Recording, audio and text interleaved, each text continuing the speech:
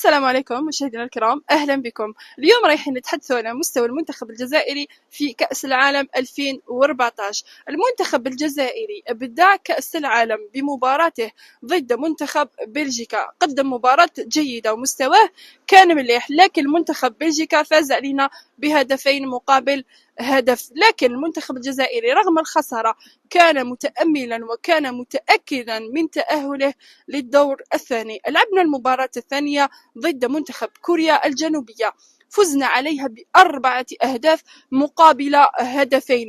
الأهداف سجلت من قبل إسلام سليماني وجابو وإبراهيمي وكذلك حليش، يعني قدموا مباراة جنونية. في هذه المباراة العالم كله اندهش من المنتخب الجزائري، لأن المنتخب الجزائري كان أول منتخب عربي يسجل 4 أهداف في مباراة في كأس العالم. فزنا في مباراة كوريا الجنوبية وزاد الأمل وزاد الاحتمال أنه نتأهل للدور الثاني. جاءت مباراة الثالثة ضد منتخب روسيا. منتخب روسيا قدم فيها رايس وهاب بولحي مباراة جنونية ومستوى عالي جدا، حيث تعادلنا مع روسيا في تلك المباراة، وتأهل المنتخب الجزائري للدور الثاني. وكانت فرحة جنونية في الشوارع الجزائرية وفي العالم العربي، لأن آنذاك العالم العربي كله وأجمعه كان يشجع المنتخب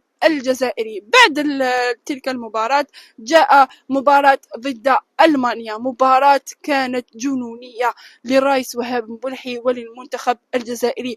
ألمانيا فازت بصعوبة كبيرة جدا، إلى حد الآن يتحدثون عليها. مباراة بقت للتاريخ للمنتخب الجزائري.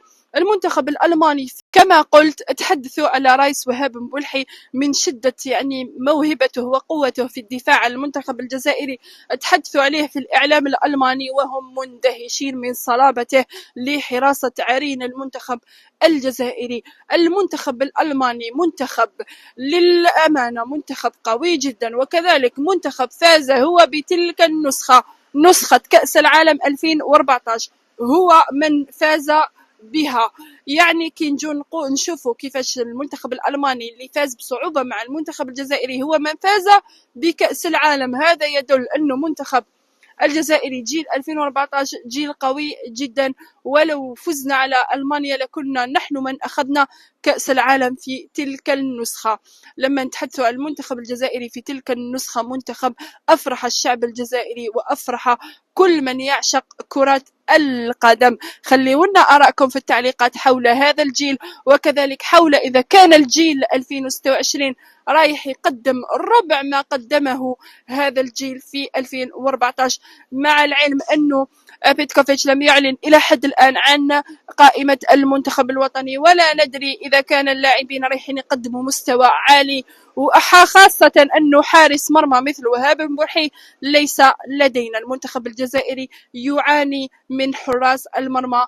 إن شاء الله يعني بيتكوفيتش يلقى الحلول، وإن شاء الله يقدم مستوى جيد جدا في كأس العالم 2026 الذي سيقام بالمكسيك وكندا وأمريكا. بالتوفيق للمنتخب الجزائري في كأس العالم، وإن شاء الله يشرف بلاده، وإن شاء الله يشرفونا ويفرحوا الشعب الجزائري العاشق لكرة القدم. بالتوفيق للمنتخب الجزائري. خلونا أراكم في التعليقات، وما تنسوش الاشتراك بالقناة ووضع إعجاب إذا عجبكم الفيديو. السلام عليكم.